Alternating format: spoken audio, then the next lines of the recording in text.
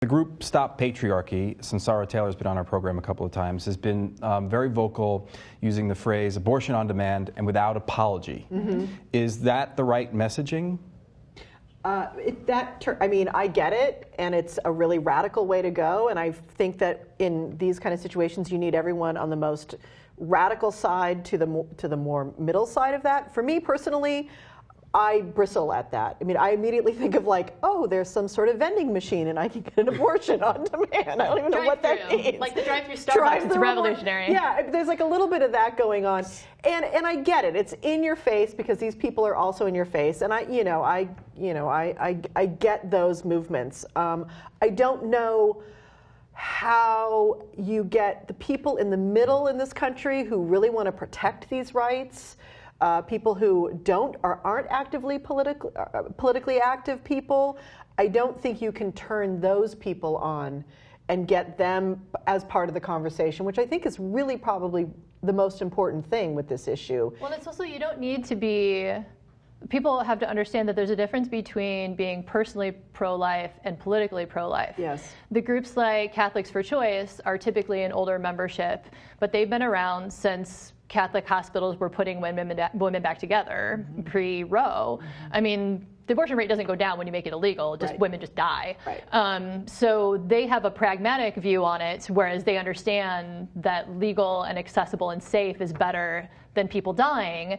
And so for them, probably they would describe themselves as personally pro-life, but politically pro-choice, because it's not up to them to decide for someone else. Right. Which are the people in the middle that you're talking about, yes. who tend to be turned off by those messages. Yeah. Now, I will say the word abortion all the time, which is important because we have big groups. Too, yeah. We have big groups who like to do things like, only 3% of what Planned Parenthood, 3% of what Planned Parenthood does is abortion. That's how I say that sentence.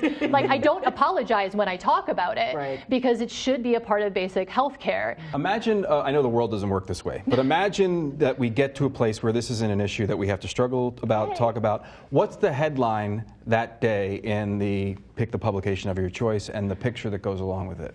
Oh my God, women in the street celebrating? I don't know.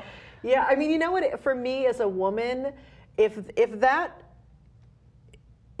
could come to pass, it would mean that there's a lot of, like the way we started this conversation, there'd be a lot of other issues around being a woman in this country that wouldn't affect me, and I can't believe this is making me cry, but the bottom line is, as a woman, I don't feel safe in the world. I feel like an object. I feel like I could be raped or beaten at any moment, and I feel like that I don't have real control over my destiny and my future. And I have to feel ashamed of my body and who I am. If I could wake up and know that my culture no longer thought those things about me, oh my God. It'd be amazing, wouldn't it? The world would be such an incredible place because women could actually feel the power they have to help solve the problems that this planet is facing right now. Yeah. I think you see like some sort of headline related to like, pro-choice activists go on to save the world. So I thought that the generation before yours had solved this too, right? Yeah. Like when I was in high school and they were asking what you wanted to do to save the world, I was like, oh, well, healthcare and the environment. That's what we're doing, the healthcare and the environment, right? And then I grew up and I was like, what? My birth control? Like, really? Like, this is what I'm doing? Like, I have plans and ideas. Like, if we can take the morality of this issue back and stop letting the bumper sticker right have it and like start talking about it unapologetically and unashamed, whatever that means to you, whether that means carrying the abortion on demand without apology sign, whether it just means walking around saying, I'm single and I enjoy sex and I will not apologize for that either. Like, whatever it is within this movement, there's a place for whatever part of the issue is like moves you.